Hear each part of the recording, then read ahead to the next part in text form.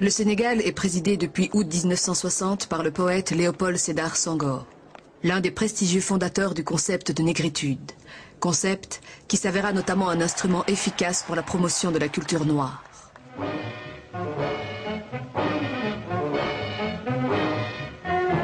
Le paysan parlera, l'ouvrier parlera, l'intellectuel parlera, l'homme politique parlera, la femme parlera. Tout semble donc aller pour le mieux au Sénégal. Pourtant, dès 1962, une crise majeure éclate, liée au tempérament des deux figures dominantes de la vie politique et à la nature du régime. Alors que tous les autres États africains avaient instauré un régime présidentiel, le Sénégal a instauré un régime parlementaire type 4e République. Autant dire que Senghor, malgré toute sa notoriété, son prestige, sa prééminence sur le plan politique, n'était pas le vrai chef de l'exécutif. C'était Mamadou Dia qui était le chef du gouvernement, mais aussi le chef de l'exécutif.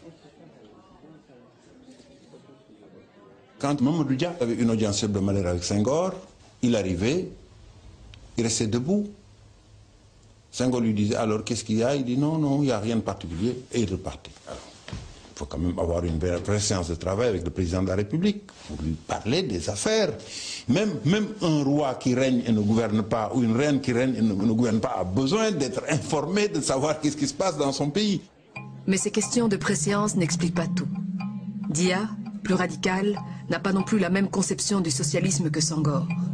Pour écarter Dia, Senghor a alors recours à la théorie du complot.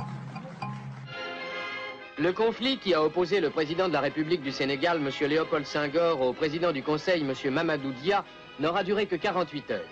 Après avoir fait encercler l'Assemblée nationale et évacuer par l'armée les députés qui s'apprêtaient à le renverser, M. Mamadou Dia avait tenté un coup d'État. Mais la majorité de l'armée se rallia aux parachutistes favorables au président Senghor.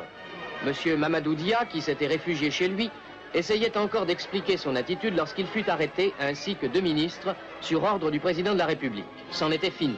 Ce n'était pas du tout un coup d'État. Et on avait convoqué le Conseil national du parti, sous la présidence de Senghor lui-même, chef d'État et secrétaire général du parti. Il s'est dissocié du parti pour aller rejoindre le mouvement des députés frondeurs qui étaient en rébellion contre le parti. C'est ça la vérité.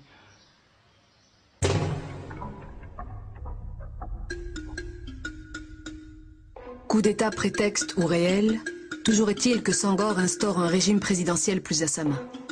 Chef de l'exécutif, mais aussi chef de son parti, un parti socialiste au statut bien particulier. Je pense que dans un pays sous-développé, le mieux est d'avoir, sinon un parti unique, du moins un parti unifié, un parti dominant, où les contradictions de la réalité, n'est-ce pas, se confrontent entre elles au sein du parti dominant, étant entendu que c'est le parti qui le tranche. La Constitution sénégalaise, telle qu'elle existait depuis 1960, était une constitution pluraliste. Même après le coup d'État manqué de Mamadou Dia, cette constitution est demeurée une constitution pluraliste. Mais par la force des choses, il n'y avait en pratique qu'un seul parti, le parti du président Senghor.